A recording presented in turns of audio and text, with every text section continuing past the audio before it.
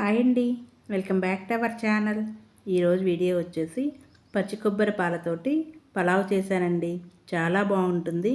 అయితే ఈ పలావు ఏమి లేకుండా ఒట్టిదైనా తినాలనిపిస్తుంది. ఈ పలావులోకి చికెన్ కర్రీ కానీ మటన్ కర్రీ కానీ చాలా బాగుంటుందండి. అయితే వేడి వేడి మీద తినాలి, ఎంత బాగుంటుందో. మామూలు పలావులా కాకుండా మన కొబ్బరితోటి చేస్తే, కొబ్బరి పలావ్ తోటి కానీ చేస్తే కొంచెం అన్నం పొడిలా కాకుండా కొంచెం జిగటగా జ్యూసీగా ఉన్నట్టు ఉంటుందండి. అయితే చాలా బాగుంటుంది. అన్నం ఆరిపోయాక పొడి పొడిగా వస్తుంది. ఇప్పుడు కొబ్బరి పాలతోటి పలావ్ ఎలా చేసుకోవాలో చూద్దాం. ఇక్కడైతే పచ్చి కొబ్బరి అయితే 4 చిప్పలు అయితే తీసుకున్నాను. కిలో రైస్ కండి ఇవి. ఈ కొబ్బరి చిప్పలన్నీ ముక్కలుగా చేసుకొని తీసుకోవాలి. ఇక్కడైతే రైస్ అయితే నానపెట్టుకున్నాను. ఈ బియ్యం అయితే కిలో అండి. ఈ బాస్మతి రైస్తో అయినా చేసుకోవచ్చు. నేను మామూలు రైస్ తీసుకున్నాను. సోనా మసూరి రైస్ అయితే తీసుకున్నాను. ఈ బియ్యం అయితే ఒక హాఫ్ అన్ అవర్ అయితే నానబెట్టుకోవాలి.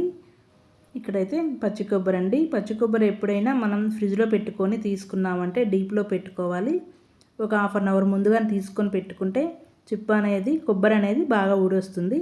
ఇక్కడైతే నేను ముక్కలుగా అయితే కట్ చేసుకొని మిక్సీ జార్లో అయితే వేసుకున్నాను. 2 గ్లాసులు వాటర్ అయితే పోసుకొని మెత్తగా పేస్ట్ లాగా అయితే చేసుకోవాలి. ఇక్కడైతే ఒక జాలి గంటలో వడకట్టుకోవాలి కొబ్బరి పాలు అనేవి. ఇక్కడ మొత్తం అయితే జాలి గంటలో వడకట్టుకోవాలి. మనకు నీళ్ళు ఎన్ని సరిపోతాయో అన్నీ అయితే పోసుకోవాలి. ఇక్కడైతే మొత్తం వడకట్టుకుంటున్నాను. మనకు రైస్ వచ్చేసి 4 గ్లాసులు కాబట్టి నేనైతే నీళ్ళు అయితే 6 గ్లాసులు అయితే పోసుకున్నాను. ఇక్కడైతే 6 గ్లాసుల మోనైతే కొబ్బరి పాలు అనేది రెడీ చేసుకున్నాను. ఇక్కడ కొబ్బరి పాలు అనేవి జాలిగంటలో వేసుకున్నాం కదా, ఇవన్నీ వడకట్టుకోవాలి. వడకట్టుకున్నాక ఈ కొబ్బరి పిట్టును గట్టిగా పిండుకొని తీసేసుకోవాలి.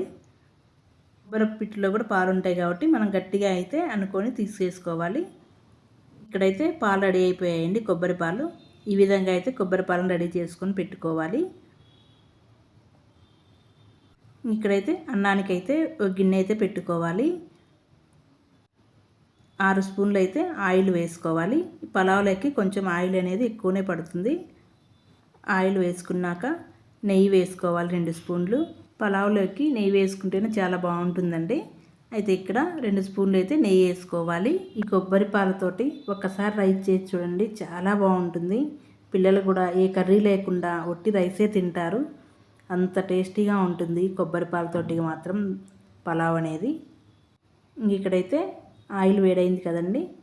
ఇందులో అయితే 6 లవంగాలు, 3 యాలకులు, 2 చెక్క వేసుకోవాలి. ఇవన్నీ దోరగా వేయించుకోవాలి.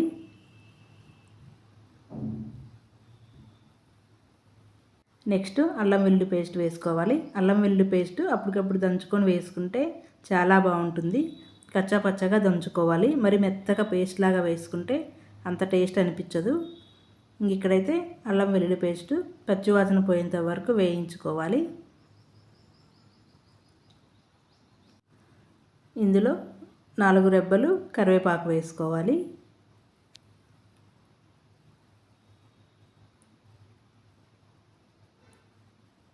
ఇంకా ఇవన్నీ వేగాక ఉల్లిపాయ, టమోటా, పచ్చిమిర్చి వేసుకోవాలి. ఒక ఉల్లిపాయ అయితే కట్ చేసుకొని వేసుకోవాలి. టమోటాలు కూడా వేసుకోవాలి. పచ్చిమిరపకాయలు 4 తీసుకొని కట్ చేసుకొని వేసుకోవాలి.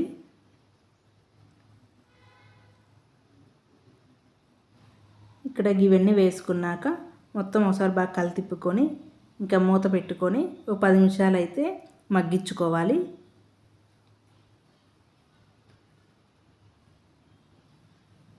ఇక్కడైతే మగ్గిపోయాయి అన్నీ.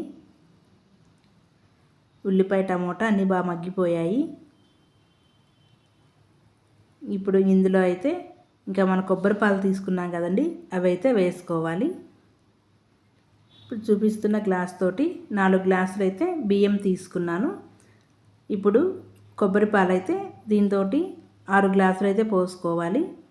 బియ్యం అయితే హాఫ్ అన్ అవర్ అయితే నానబెట్టుకున్నాం కాబట్టి నీళ్ళు అనేవి తగ్గించుకొని పోసుకోవాలి కొబ్బరి పాలు అనేవి. ఇక్కడైతే కొబ్బరి పాలు 6 గ్లాసులు అయితే పోసుకోవాలి. ఈ పాలు పోసుకున్నాక సరిపడా ఉప్పు వేసుకోవాలి. కల్లుప్పు అయితే వేసుకొని కలితిప్పుకోవాలి.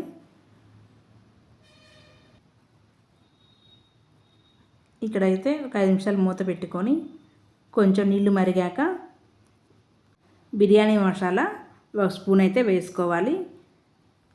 ధనియాల పొడి కూడా వేయించి పట్టి పెట్టుకున్నది 2 స్పూన్లు అయితే వేసుకోవాలి. ఇదంతా మళ్ళీ ఒకసారి బాగా కలితిప్పుకొని ఇంకా మూత పెట్టుకొని ఈ పాలు అనేవి మరిగించుకోవాలి. ఇప్పుడైతే మరుగుతున్నాయి కదండి, ఇప్పుడైతే బియ్యం అయితే వేసుకోవాలి. మొత్తం ఒకసారి కాకుండా గరిటెతోటి కొంచెం కొంచెంగా తీసుకొని అయితే వేసుకోవాలి. ఇవన్నీ వేసుకున్నాక బియ్యం అన్నీ వేసుకున్నాక మళ్ళీ ఒకసారి గరిటెతోటి నిదానంగా తిప్పుకోవాలి. బియ్యం అనేది విరగకుండా చిన్నగా కలితిప్పుకోవాలి. ఇక్కడైతే అంతా కలితిప్పుకున్నాక ఉప్పు అవన్నీ సరిపోయాయని చూసుకొని ఇంకా మూత పెట్టుకొని ఇంకా ఉడికించుకోవాలి. రైస్ అయితే ఇప్పుడు మధ్యలో ఉడుకుతుంది కదండి, అప్పుడు కొత్తిమీర అయితే వేసుకోవాలి కొంచెం. అంతా మళ్ళీ ఒకసారి కలితిప్పుకొని ఇంకా మూత పెట్టుకొని అయితే ఉడికించుకోవాలి. కొబ్బరి పాలతోటి కానీ పలావ్ చేస్తే ఆ స్మెల్లే వేరండి, వాసన మాత్రం భలే వస్తుంది, చాలా బాగుంటుంది కూడా. పలావ్ అనేది ఉడికేటప్పుడు మనం సిమ్లో ఉంచుకోవాలి, సిమ్లో పెట్టుకొని ఉడికించుకోవాలి. ఇక్కడైతే పలావ్ అయితే రెడీ అయిపోయింది. ఇంకైతే చూసుకొని ఒకసారి అయితే చూసుకొని ఇంకా పొయ్యి అయితే ఆపేసుకోవడమేను, అంతే అండి. ఇంకా పలావు కొబ్బరి పాలతోటి చేసిన పలావ్ అయితే రెడీ అయిపోయింది. వేడి మీదనే తినాలండి, చాలా బాగుంటుంది. వేడివేడిగా చికెన్ పలావ్ పెట్టుకొని తింటే ఎంత బాగుంటుందో. మీరు కూడా ఒకసారి పచ్చి కొబ్బరి పాలతోటి పలావ్ చేసి చూడండి, చాలా బాగుంటుంది. పిల్లలు కూడా చాలా ఇష్టంగా తింటారు.